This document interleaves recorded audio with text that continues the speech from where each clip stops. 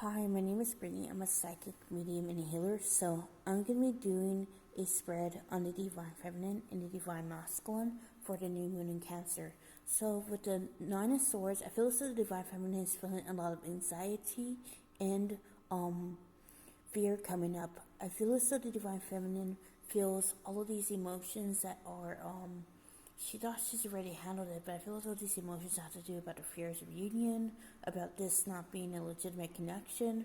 Maybe I'm also seeing for the divine feminine that she thinks that she's making this up in her head. So I feel as though the divine feminine is being advised to work through these fears and to trust in the frequency of love.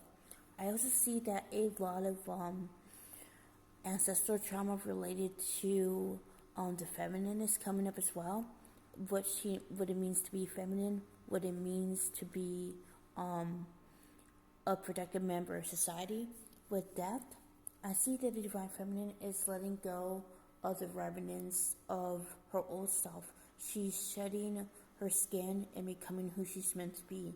So I'm seeing that right now the divine feminine is having a lot of realizations about where she is in the grand scheme of things. She's not associating with the ego anymore. I feel also she's associating more with she's associating more with her soul. And I feel as though as she gets closer and closer to inner union, she's starting to figure out exactly what is falsehood and what is truth.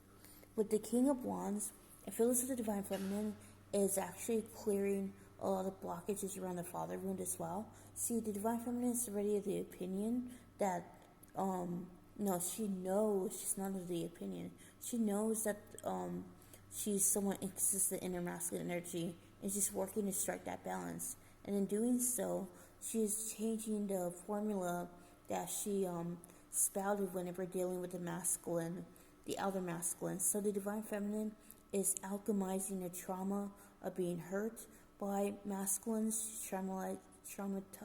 She's transmuting the trauma of being let down.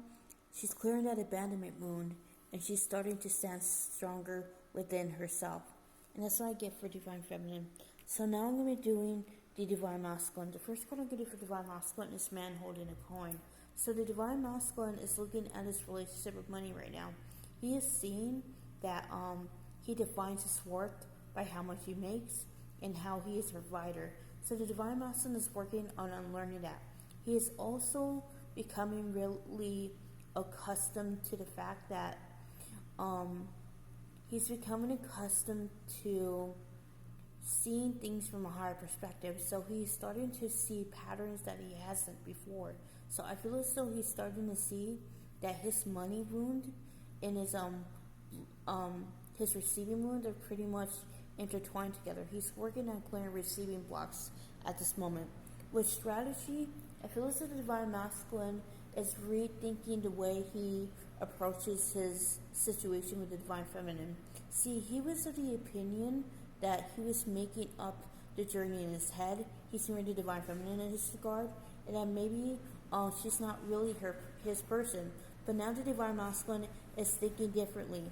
He is seeing things from a higher perspective, and he's actually he's keeping the divine feminine in his thoughts, but he's trying to figure out exactly how to work past his fears and all of this trauma. So with the storm warning, I feel as though the divine masculine's karma situation is being turned upside down.